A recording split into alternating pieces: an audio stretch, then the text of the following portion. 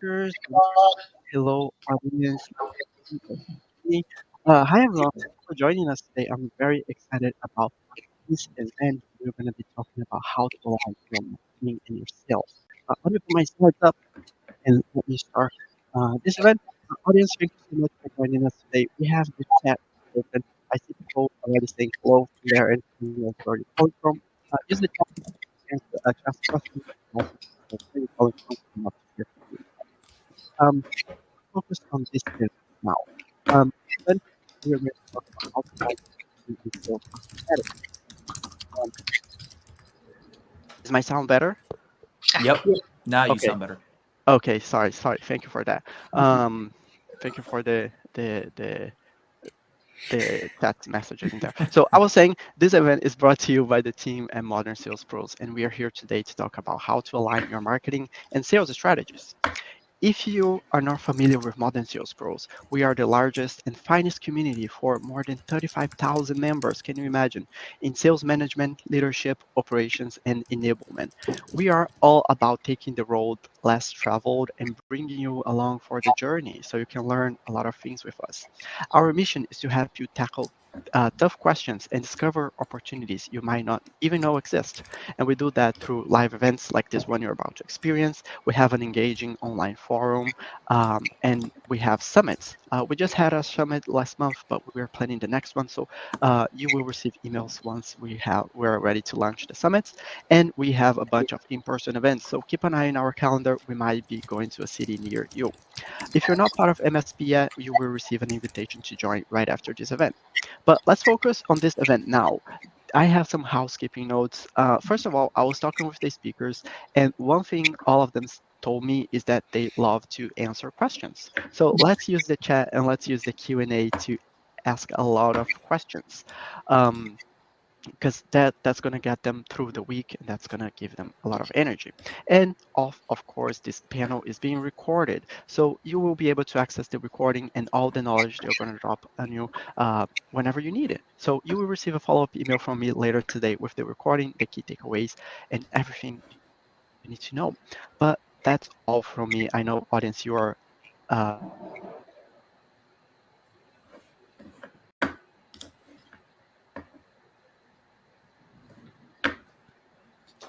So I'm gonna take it over now. I think Eduardo's dropped out with internet connection, but what's up, Modern Sales Pros? Me and Laura did do the matching turtleneck. I saw that in the chat, Kyle. So thank you. My name's Jason Hasberg. I'm gonna be emceeing today. Today we have three incredible go-to-market leaders who are eager to share their insights on how to achieve harmony between your sales and marketing team using data. I'm the community social media and events leader at Sales Intel. Sales Intel helps marketing, sales, and RevOps teams deliver up to 5 times of improvement pipeline efficiency by leveraging comprehensive quality B2B account intelligence and contact data. Now, I'd like to introduce our superstar lineup. Joining us today is Laura Erdem, American Sales Leader at Dream Data, Sydney Waterfall, SVP of Go-to-Market Strategy and co-founder of Paceto, and Kimberly Collins, VP of Strategy and Enablement at #SamSales. Before we dive in, I'd like to give each speaker a moment to tell the audience a little bit about themselves. First up, Laura, would you like to go first? Yes. So nice to meet you all. And the fantastic part of it all is we've got three women on the panel talking about revenue. I love this. Fantastic. I'm Laura Erdem, and I am a sales manager at Dream Data, running the Americas team.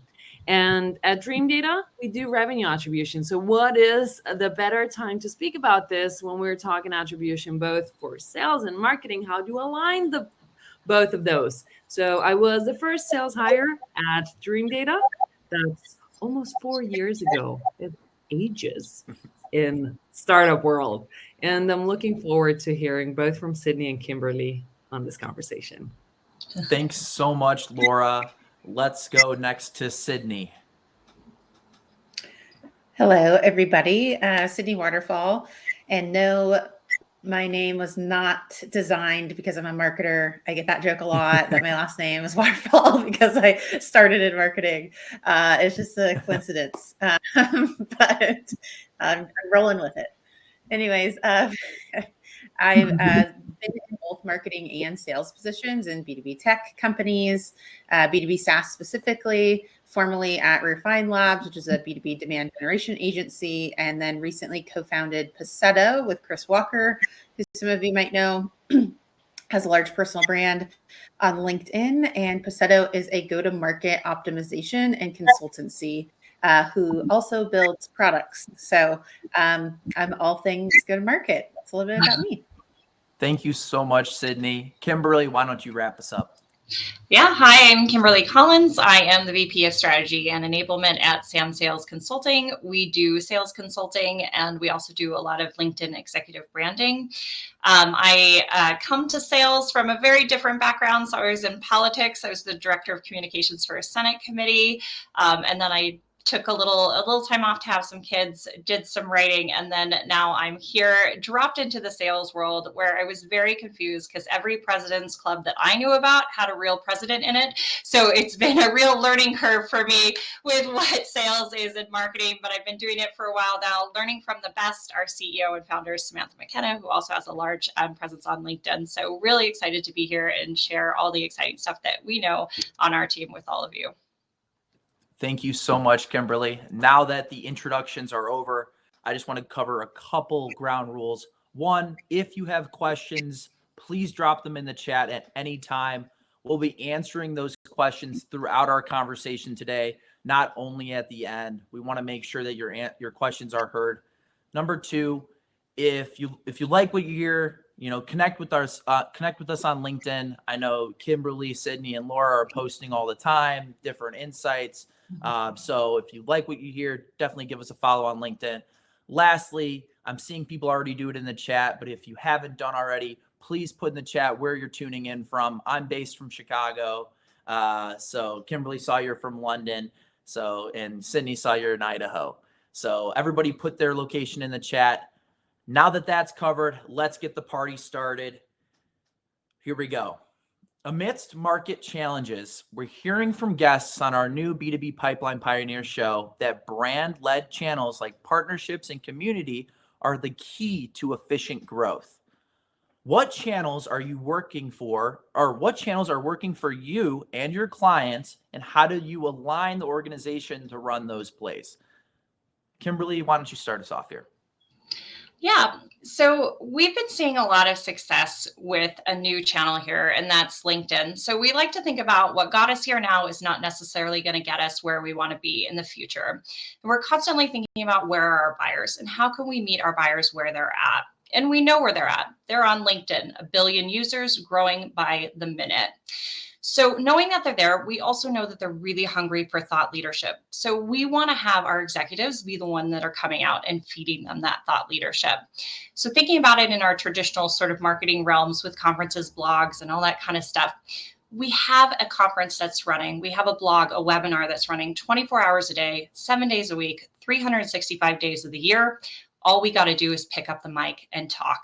So only 1% of the users are regularly contributing on the platform. So we have that opportunity to be the first there and start to see not only some new leads, a new lead source coming in, but these leads tend to be really high quality leads that are ready to convert.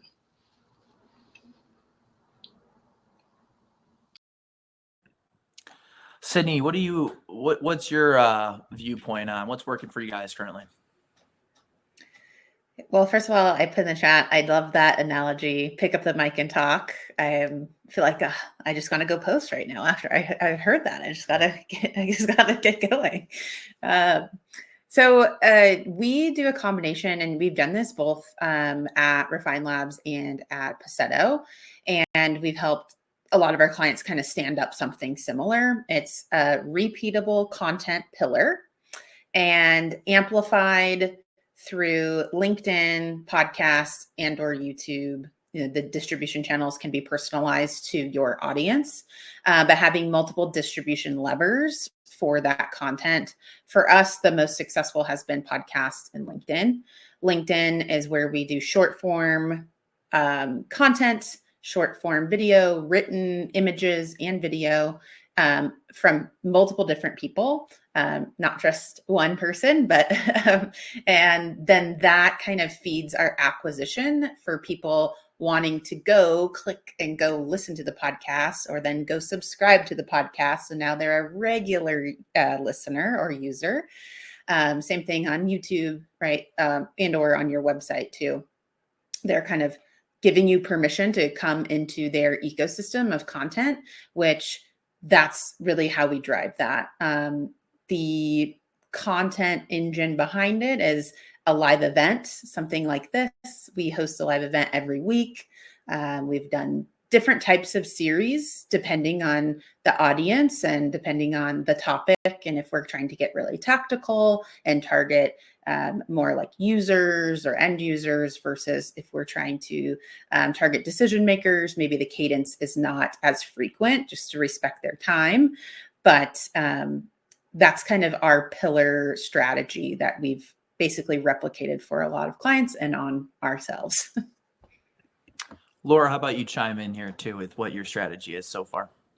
Absolutely. I really liked what Kimberly said about thinking about the users and your future buyers. How do they want to buy from you?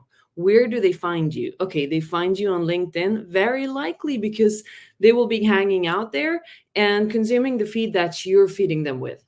The first thing to think about when you do that, when you show up, is how are you going to catch that attention? Because just showing up and saying, oh, we're just going to do ads or just going to sponsor some posts, it might end up being a little bit of the same what everybody else is doing. So think of how your buyers can stop that scroll and start understanding what you do.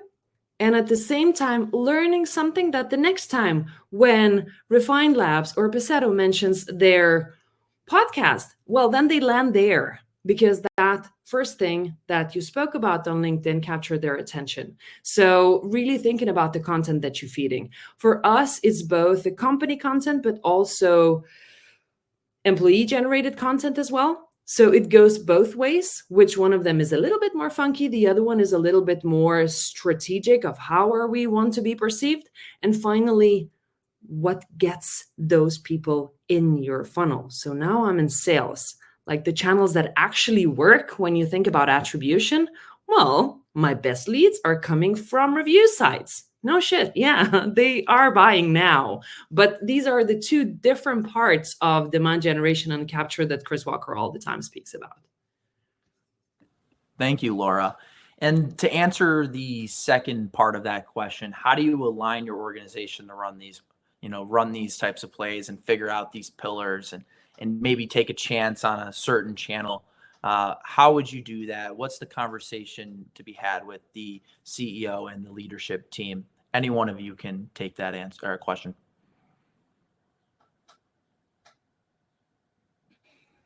Sure, I'll jump in first, and then we can kind of probably go back and forth here. We'll all have lots of thoughts.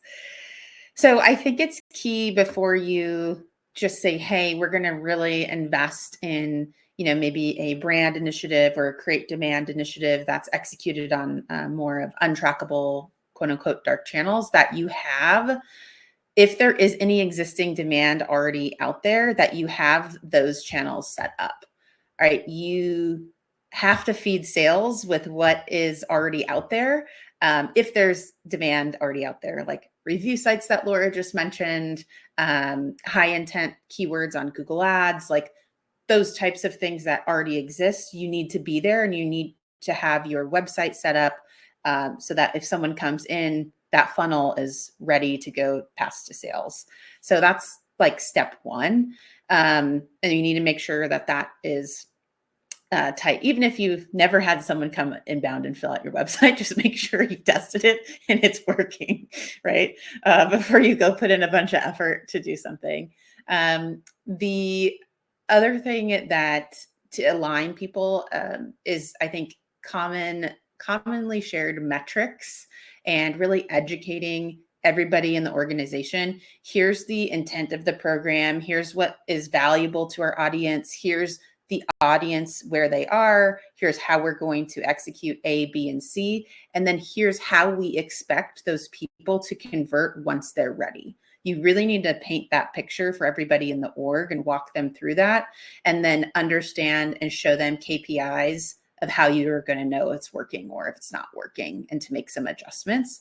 That's kind of like that a high level where I always start. Happy to hear from everybody else before we maybe get a little bit more tactical. Yeah, absolutely agree. And also, to get that type of a buy-in of what is it that we're measuring as of metrics, we need to start looking into the length of the customer journeys too.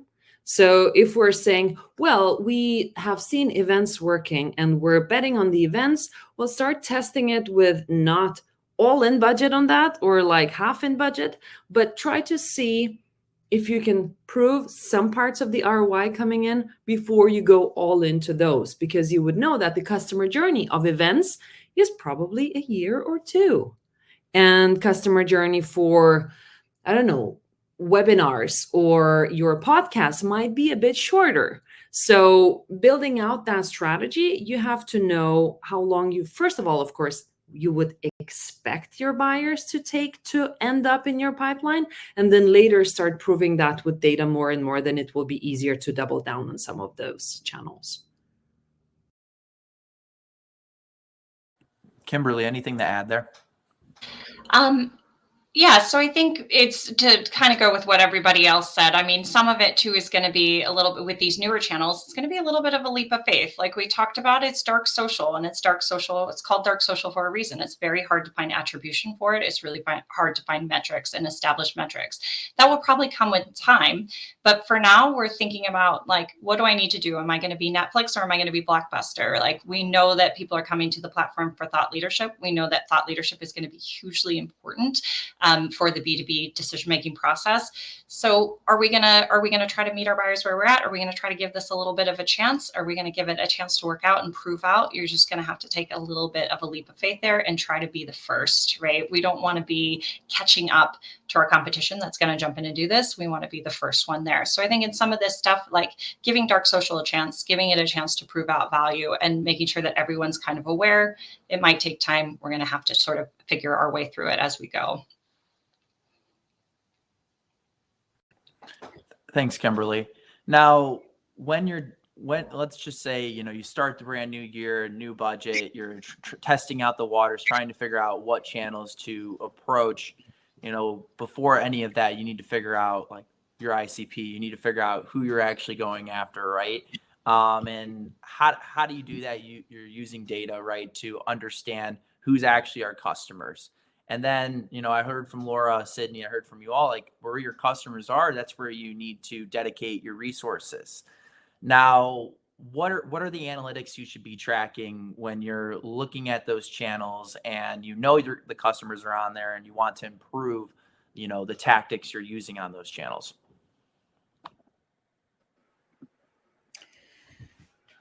Happy to jump in. I'll just go round robin again. So before you get to like channel level metrics, one of the things that I like to take a step back and say, especially right now, there's a concept called like signal-based selling that is becoming more and more popular because it's combining maybe some dark social signals, maybe some intent-based signals like you could get from sales intel, for example, or you could get with other data providers like G2 or your review sites, right? So before I go into channel metrics, the first step that we consult with and help companies start tracking is understanding what signal is actually triggering sales to take a sales action. And then what is the outcome of that action, right? So for example, hey, we have G2 just sent us a signal that this account is looking at us and a couple of competitors. So now we are going to action that on our sales team, and we're going to go after some of the contacts into that account. That's a signal. You're getting first-party signals from your website. You're getting signals from LinkedIn or communities that you might be in, which is maybe a comment on a post or a LinkedIn DM. So really trying to architect those signals so you understand what is driving the sales outreach and what is the outcome of those outreaches. Then we layer on the channel view, which is, okay, what channels are driving those? And I say also channels and technology, because technology is a huge driver of signals and intent these days. That is like your non-traditional channel, like Google or LinkedIn or YouTube or organic or direct. So I like to look at signal-based signals that sales is working. What is the outcome of those? What tech or channel is driving those or responsible for those? And then what is the outcome? Like, what is the most efficient for our teams to be executing against? So that's, like, again, a little bit a high level of the metrics. But I know something that Dream Data does very well is track a lot of those signals for a lot of teams. So yeah. Does anybody have anything to add to Sydney's answer? Sorry, me or Laura? Yeah. Okay. Sorry, I saw Laura go off mute. But I just want to comment on how lovely the chat is and how supportive, just like go women, right? We're all supporting each other on the chat. I think it's really okay. Back to the matter at hand. Okay, so I just want to make, since I'm coming from the sales side, I just want to say, when we talk about all this data and everything, it's just super important that everything we do has intention, and that intention is clear to the teams, right? So we have this data come in and we know what we're tracking, and then we have marketing kind of throwing lists to sales and saying, like, all these people, or they have high intent, sales reach out to them. So sales, like, say Home Depot had intent and they send 75,000 emails to Home Depot that are all the same. And then marketing's like, what'd you do with their leads? And they're like, we send emails. And, everybody's kind of upset because it didn't work out, right? So I think this is a good opportunity for there to be a lot of information share here. Like, what is the goal with this information? What does this intent data really mean? So when I'm handing it over to sales, it's not always going to trigger outreach, right? So understanding the different levels of the intent, what should trigger outreach? What kind of outreach should that be, right? Does it mean that we're always going to hit them with the same sales message? No, right? We still need to do our research. We still need to have a reason for outreaching to them that solves their challenges, good messaging. It's all going to be part of this grander plan that everybody needs to be bought into. So just making sure there's a lot of connection and synergies between the teams, and they understand what the goal of this intent data is, what's going to be measured, how they can play a part in that. I love that. And it goes also back to understanding the buyer. So, okay, Jason, you mentioned figuring out what your ICP is. Very likely you already have a hinge what that is. And when you're reading your intent channels, then what I usually do, well, we sell to marketers a lot. And if we were to design a message to be sent out either to invite to an event or a webinar or just a cold outreach, I give it over to our CMO, Stefan.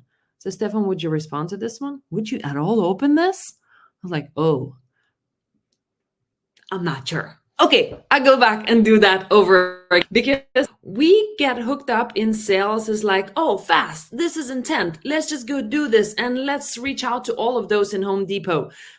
Very likely those won't be open, and then your IP address might get banned or something. I love that thing that is happening right now, that you cannot spam people anymore. So ask somebody who's very likely in your company as a buyer, or somebody who would be able to respond to that. Even if it is a simple message, would you respond to this? Would you read this at all? That will help you so much in a tactical level. For the people that are on this chat, they're probably wondering, okay, that's easier said than done, right? Like, CRO, CMO, talking back and forth, making sure the messaging is in place. But how do you create a relationship between sales and marketing so that there can be that level of communication? My favorite topic. Can I take this? So for that collaboration, the key thing I always say is, like, you don't have to be best friends to collaborate and to work so well. Stefan and I were quite different, but the thing that works is having respect for each other's craft, meaning that you're not a professional in marketing. Sydney says, oh, I'm like a marketer hiding behind sales, because I learned it from him, because we work together so much that I understand how he thinks and what his targets are and how he's measuring things. And at the same time, what he might not be that good at then goes the same way for sales. Like he would come over and say, oh, we've got so many deals in closing. What does that mean? Why is it taking like 3 weeks now to close? Something happened. Like then we would explain what has happened and something is shifting in the buyer behavior, which means that both on the high level, strategically, we're aligned, but we also talk about the things that might be hard, are not working, and speak up when something is really hard to get each other's help for that alignment. So that respect is the basic first thing that happens before you start an alignment. And then I'll push the ball over to the other girls to take on that question. Yeah, I completely agree with you, Laura, on the respect thing. I just think we have this sort of, we've set this stage that it has to be oil and water, and that marketing and sales are always going to be at odds with each other, when in reality the two should be working in harmony in an ideal world, right? And so we always like to think like, right, the putting the two in together, working together is always great. It's easier said than done. But one small thing that we find is really helpful is that give the logic behind your ask, right? Marketing is going to be asking a lot from sales. Sales is going to be asking a lot from marketing. Why are you asking it? Instead of just saying, I need you to do this. Here's 500 leads for you. I need you to cold call all these people, or write to all these people. Why? Where are they coming from? Where did you get these leads from? What is the logic behind us doing this? And then it will help them buy in and understand. Same thing for sales. I need you to pay for this conference. I need you to provide me with 75, white papers for it. Why? I want to go to this conference for these reasons. These are the reasons we think it will be interesting. This we think would help us. And then follow that question with this single word, or this single phrase. What can we do to help you reach your goals too? How can we help you reach your goals as well? And that will begin to bridge that gap between the two departments. So the other last thing I'm just going to add in here is that also respecting that there is a marketing voice and there is a sales voice, right? So it's very important to understand that the two are different. So just understanding that, I think, solves a lot of issues between marketing and sales. Like, marketing is the voice of a company to a lot of people. Sales is a one-to-one conversation. It's the story of, it is a seller directly to the buyer. So the way we message in sales is going to be very different than the way that we message in marketing. And just understanding that too, I think, is going to solve a lot of issues between the two. Maybe not all the issues, but a few of them there. Yeah, the number one thing that we see, especially with like clients that we advise for and work with, is the metrics also sometimes don't drive alignment. In fact, they incentivize credit, right? I'm sure, a lot of people can resonate with this, like a marketing source versus sales source, like the department level sourcing game, the department level credit. It's like, let's throw it out the window. Like, yes, you could still budget by department. Yes, you could still set goals by roles and teams and all of those things. But in order to have a true, and it starts at the, leadership level and executive level, if you don't have a one pipeline number or one revenue number or one shared KPI that is not separated by departments, you are not going to be aligned. It's just like a hard fact. And then once the relationship forms, like all the tips that Laura and Kimberly just said, with, the head of sales and head of marketing, like, you're setting the stage for how these departments should work together in your teams. So, the marketing manager should be able to go to the sales manager and have the same type of relationship and respect, just like the peers do at the top.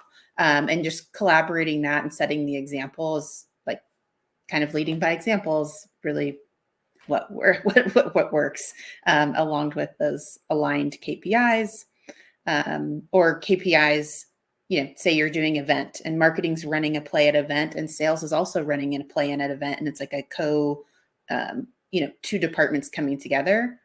Well, then have micro wins, have micro successes, have shared goals of like, today, like, we are going to achieve this together, not marketing got this many leads and sales got this many meetings booked, right? It's like, throw that out the window.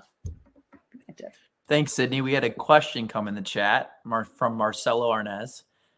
Laura, I'll let you answer this question and we can bounce it around. Are there any tips on how to manage double attribution? Yes. Map out your customer journey that is not just single touch. At least do that. So, but it's like it's a joke and a joke and at the same time, because it starts from your leadership. So if there is a problem of double attribution, there is a problem somewhere higher up. What is it that we're measuring, and why do we need to fight for anything at all? Because the goal of this is to close revenue.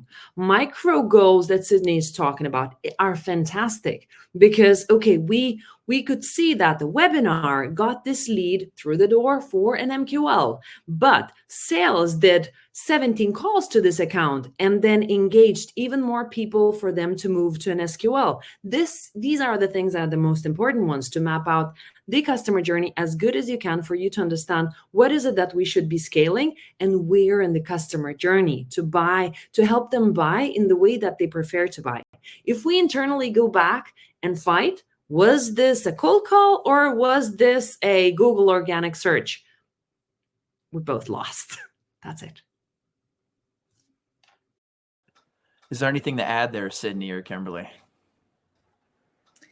The one thing I'd add is I think a lot of people confuse the two concepts together, which is, funnel management and funnel tracking and attribution and buyer journey. They are two separate things and they have, different goals from each, right? So I'm sure Laura has an opinion on that as well, but they're both useful. They should be used together. But a lot of people try to plug in attribution to solve for funnel tracking and understand what's happening in the funnel and what's going on where. And we often try to break that handcuff, if you will, with companies and say, this is how you're tracking your funnel stages. This is how you know what happened at each funnel stage. That's it. Now over here, this is how you're going to use attribution. This is how you're going to use all of the signal data that you might have. This is how you're going to use, account journeys and customer mapping journeys to inform and optimize. You are not going to use that to fight over, what created the op and who's getting credit for. So kind of resetting that with executive minds kind of allows them to kind of put them in two different buckets. Thank you, Sydney. We have another question that came in the chat. How do you find buyer need? This is by Hari Haran. Sorry if I didn't pronounce your name right. How to find buyer need? Sending emails and calling isn't working. What are some other strategies for it? I know you all indicated that LinkedIn is a great channel, but who would like to answer this question first? I think maybe I'm a little confused on the question, so I'll answer it two different ways. But how do you understand buyer need? That's all from your current customers, right? They tell you, listen to the discovery calls. If you're a BDR on this call and you're looking at how to write messaging, listening to those discovery calls, listening to what your buyers, they're telling you what they need. They're telling you what their challenges are. It's all in there. Also, understanding your buyer really well. You should be able to understand the buyer and be able to point out the challenges that they're having that they didn't realize you could solve for, or they didn't even realize there was a solution for, right? So what we want to do is really, always, it's our key phrase here, is show our buyers that we know them, right? So when we're doing cold calling and we're doing a lot of emailing, if we're not showing them that we know them, if we're not at the point already before we do that to say, I already know what your challenge is, and here's how I'm going to uniquely solve it, then we probably shouldn't be making the cold calls and sending the emails in the first place. I love that hot take, and I couldn't agree more. That's something that I follow in my own practice, whatever I'm doing is, and I think everyone in the community probably knows that saying now. So thank you, Kimberly, for that. Now, going back to those small wins, Sydney, that you were talking about, and having those small wins pile up and creating a culture of alignment and harmony between your sales and marketing. Now, I'm sure there's been some nightmare stories we could always talk about between sales and marketing. And I would, if anyone would love to share anything where it's, maybe there's an argument that they got into or some sort of disagreement and they worked that argument out and found a level, of harmony. I would love for anyone to share that. I don't know what you're talking about, Jason. I've never had any arguments with sales. It's never happened to me. Just kidding. No, I think so here's where I find myself a lot, is not necessarily on like the strategy side. It's a lot on like the operations side where I feel that there's like sometimes friction, more friction than necessarily on the strategy side or like campaign or channel side. And what I mean by that is, okay, if data is everything. And so everybody wants to figure out how to track things. And, oh, that team should just do that because I need that data point. Well, that team needs to figure out how to get that data point without bugging my team. So I think on the more like friction conversations I've had is more around, hey, we want to change a process or we want to change something in our tracking that affects one team. Maybe it's the BDR team or maybe it's the ops team. And you instantly get, like, why are we doing this? What's the value of that? Which makes sense. Like, I'm going to ask those same questions if someone's saying like we need to do this on our website or something like that. So I think within those types of situations is trying to clearly put yourself in the shoes of the team that you're asking them to do something. Hopefully you can automate it. Hopefully it's not manual, but then also showing them like how we all could leverage this data and how it's going to be useful for their team is highly effective. I'll just give you like a very easy example of this, self-reported attribution. So you can track digital attribution, you can track self-reported attribution. We recommend you track everything as you can. And a lot of customers have that form on their field. They want to pass that to sales. They want sales to maybe tailor their outreach based on a response from that. But why does sales care? What are they going to do with that? How is that going to make them better? How is that going to drive conversion up? Those types of things, right? And so that's just like a small example, but there's probably a bunch of different type of data examples. But that's where my mind goes when you immediately ask that question. It's more of like the back end data tracking. How about you, Laura? Do you have any stories you'd like to share? When you ask for those stories, well, Dream Data is still like, what is it, 60 people company. So it's difficult to get into a fight, really. Yeah. Like without really, usually what Sydney is referring to, that's exactly what takes you into that kind of a feeling of fight, or at least like, why are we doing this? Because my process is working. Why are we going to do that? So I think like most of that goes back to collaboration and communication on why are we going to change this? What does that mean for the business? And then again, who's going to do this? Because if marketing is changing something and sales will have to change some kind of a behavior or change the way they're reaching out to prospects or something of that art, that as soon as you got the data, they need to know that. And in due time with over communication. Because saying this once feels like you said this, saying this 3 times, people will hear this. So don't forget to say that again and again. So we're all aligned and there are no questions if somebody felt that they didn't hear it, didn't understand how we're going to do this and so on. So this was kind of a fluffy answer. But when you ask this question, it takes me back to our clients as well. Whenever we get clients who want to do attribution, we want to understand that marketing is working. I think we do more than our data is telling us. Can we speak about something else?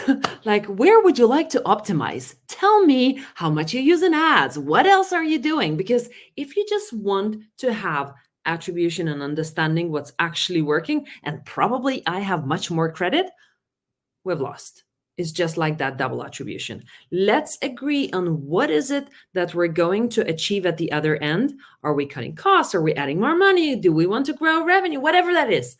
And then it will be so much easier for you to be aligned between marketing and sales because you have the same goal. Not the credit, but you've got the same goal to reach.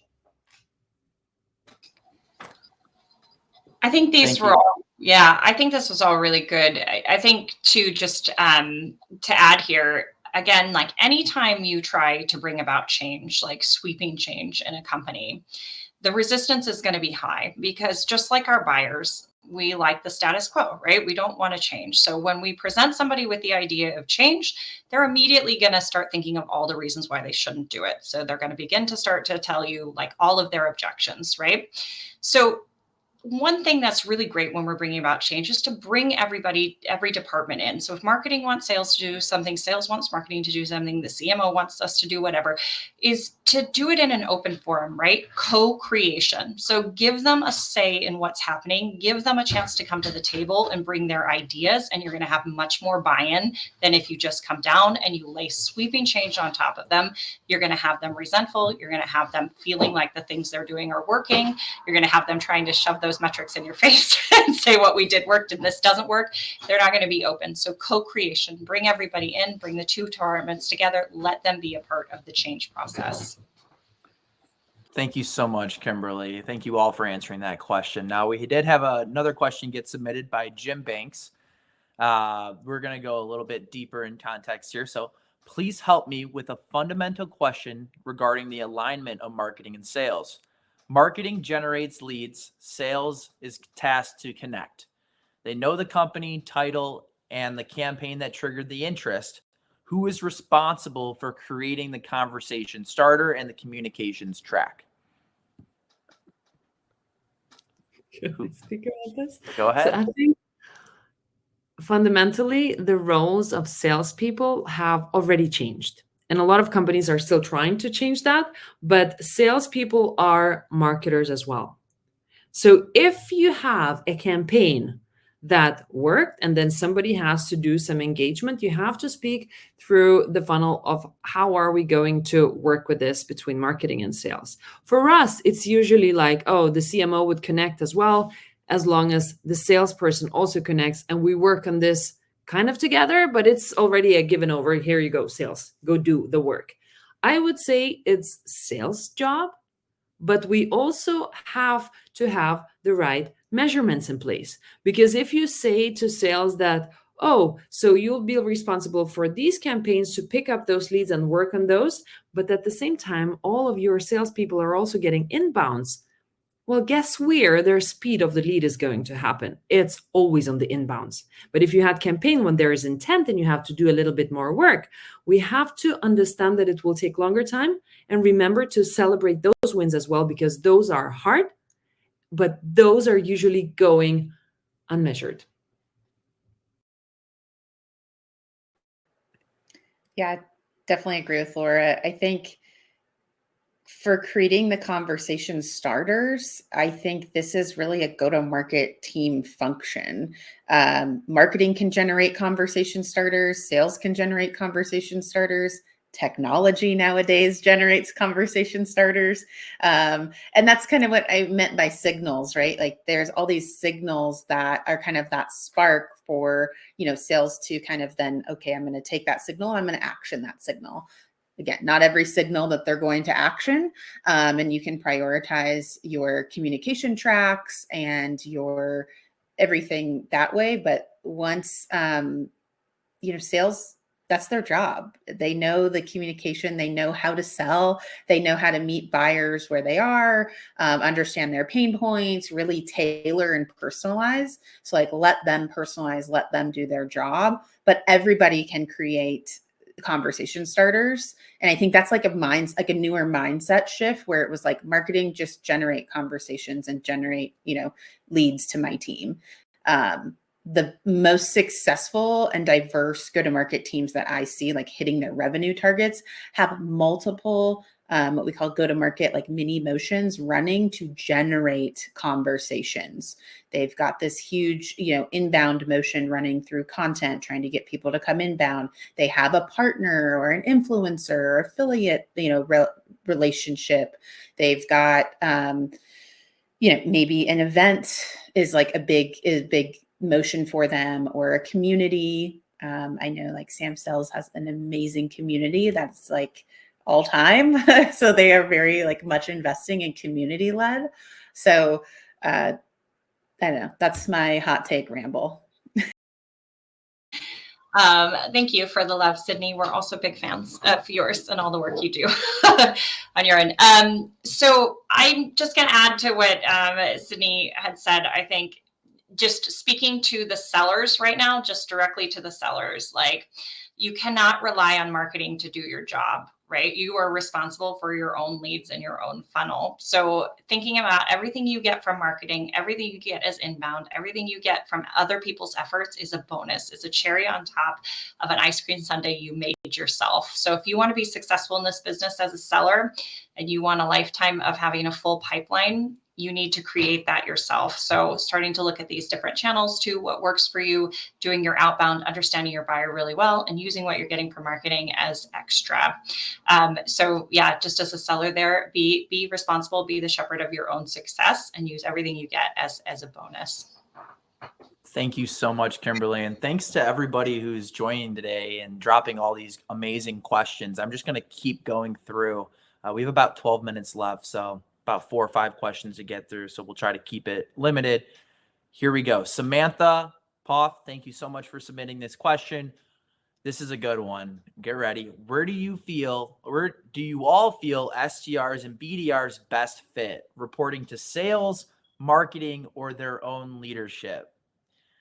I was just talking to someone on my podcast about this, and it was actually Daisy, and she's like, BDRs need their own.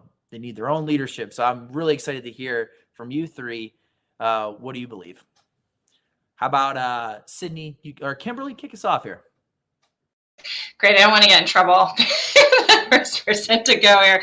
I have mixed opinions on this. I think sales belongs with the team that's going to educate them and is going to train them the most, right? Be that sometimes that's the sales team, sometimes that's the marketing team. I think it's less a matter of who do they go under, and it's more of a matter how do we train them? How do we make sure that they understand the buyer? How make sure they understand the product really well before we put them out there and make them start doing outbound and if they're cold calling. So my answer is kind of squishy, just to say I want them under the team that's going to invest in them and invest in their success.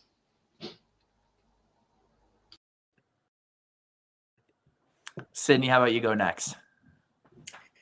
All right. I have to wholeheartedly agree with that. I think it also depends a little bit on your internal organization design and company stage. That there's so many, it depends.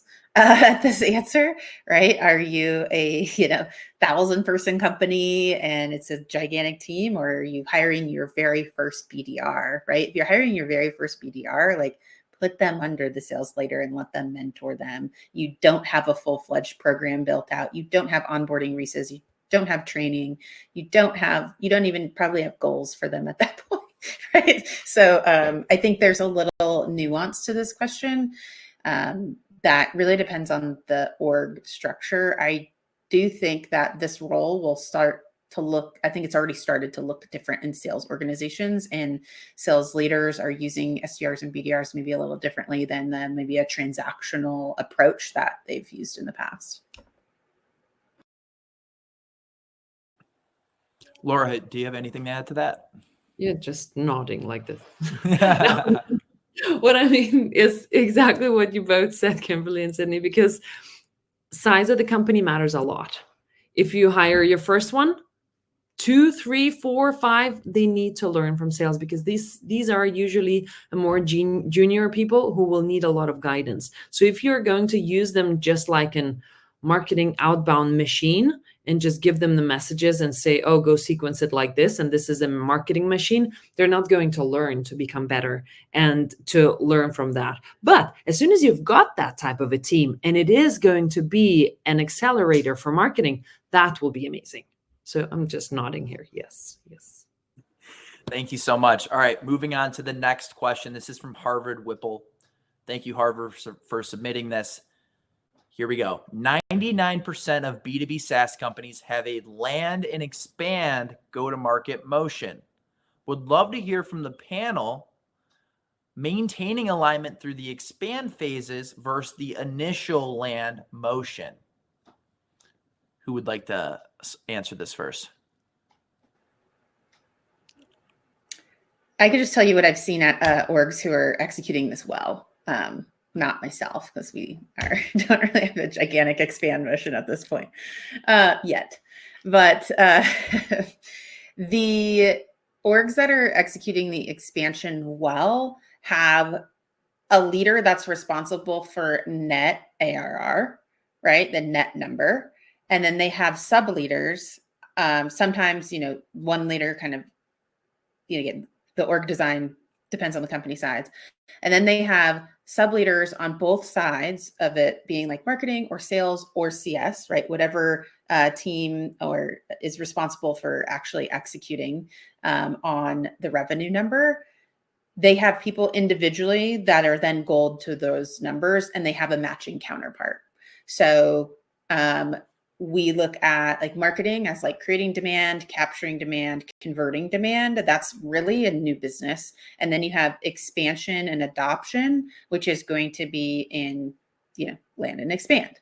And so you would have a go-to-market leader, maybe over one of each, and then with a sales counterpart or CS counterpart that they can strategize with, be the ones and twos together that have that joint metric that they go after. So that's just what I've seen who have like a very large expansion motion that's working really well.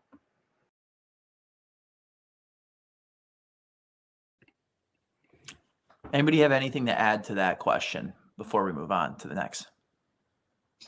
No, I think Sydney covered it really well. They're two separate functions, two separate skill sets. So keeping them separately, you definitely need a team that's focused on new logos. You can't put all the resources into land and expand. And you can't expect the land and expanders to be working on new logos because it's harder, right? It's not as easy. It's not as easy to do. So making sure the two are separate, completely agree. This is just a one-off question here by Hari Haran. How to get the information of RFP and contact renewal of a company in government? Any specific resource that you've seen that you used or whatnot? Anything? Nope. Yeah, I've never had to sell to government or support a government sales team. So pretty useless, to be honest with you, on this question. No worries. All right. Now I have a great question that I have teed up for you all. Now we're talking about things that we can't, a lot of these channels we can find attribution for. But how are your marketing and sales team aligning when it comes to initiatives that are really hard to track ROI on? Anybody can answer this. I can take this. Start small and don't stop creativity when you're starting small. So if there are some of the things that you have a hunch that it's working, well, you will not just go in and create a podcast out of the blue. But that's what we did at Dream Day. It's like, oh, maybe we want to educate our buyers on the live event. Okay, let's start with that, cost nothing. And we invite people, it's live. And then, oh, how about we push this to a podcast? Oh, seems like somebody's listening to it. Okay, so let's maybe do better quality, better invites, and so on. And then you scale from there. So you don't have to go all in. If you have a little bit alignment, or it is very cheap to test and there is somebody to actually test it, go do it. And then later you will see the results. If nothing came out of it, well, it costed maybe, I don't know, $1,000. That's okay. But just like take it slow. Thank you so much. I love that. Sydney, do you have anything to add that? Sorry, I'll just jump in here. I can't shut up these days. I love it. You get me going on measurement and attribution. It's your fault. Yeah, I would definitely agree with Laura. I also think when you're starting out and you don't have a proven program yet, that's like impacting other maybe more trackable metrics, or you can grow a specific audience size. Qualitative feedback is where you're going to find a lot. So and a lot of that qualitative feedback you're actually getting from your sales team or your customers. You're not getting from comments on, the post, or like, in this event, I can get qualitative feedback of like, hey, are people asking questions? Are they the right questions? Are they staying on? Great. That's good qualitative feedback. But a lot of times you will see some of this play out a little bit later in your sales conversations, and someone's probably on a dream data call and they mention, oh yeah, like my CMO sent me this like live event to go check out, and that's I love it, right? That's a great data point to have, and a lot of the call recording tools can be very impactful for that, especially when you're just starting out. Just on the LinkedIn front, since we were talking about that being a source of dark data or dark social, we do a lot with LinkedIn Sales Navigator, right? So you can actually have your sales and marketing teams tracking the comments that you do on LinkedIn Sales Navigator. So you can write notes, you can create lists. We call it Expand the Sandbox here, and Expand the Sandbox campaign, where you begin to bring more people strategically into your network that are your buyers, right? And you can begin to track when you comment on your posts. You can track when you connected with them. This is a good tip here too, if we're going to be moving into dark social and doing a lot of social selling. Always do your connection requests with some comments, right? So you can go back and track, like, how did you connect? Why did you connect with that person at that time? So if you're commenting on somebody's post and then you're making a connection with them as part of this LinkedIn executive branding or part of your social selling motion, just put in that connection request, I saw your article, I saw your piece about this, or I saw your post about this. It was interesting. And here's why I would love to stay connected or would love to keep learning from you. And then you have a track record, right? So you have a little bit more things that you can go back and have metrics for, or you have records of the actions that you've taken, that both sales and marketing can be visible to both sales and marketing. That's an amazing tip. I think anyone on this can go right now and incorporate that into their daily responsibilities, right? So thank you so much for closing that out, Kimberly. Thank you to everybody who tuned into the show today. We had a powerhouse lineup full of women.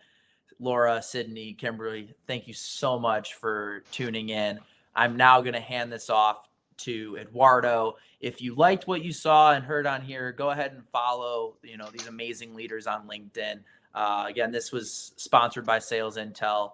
And thank you all again for attending. Awesome. Awesome. Can everyone hear me, right? I have one last question to the speakers then. How do you make your tech work when you most need it? Just kidding. Audience, thank you so much for joining us. The participation in the chat was amazing. Speakers, you are all so fantastic. Jason, you're a great moderator. Again, as Jason said, this was sponsored by Sales Intel. And if you want to align your marketing and your sales team, there is a request to demo with our sponsor button at the top of this page. So click there and you're going to see magic happen. Speakers, thank you so much for joining us. Audience, you are the best part of MSP. We're going to wrap things up in here today. However, you're going to receive an email from me later today with this recording, the key takeaways, and everything you need to know to align your marketing and sales teams. Speakers, thank you so much. We can go hang out backstage while the MSP team works on sending the recordings for our audience. Thanks so much.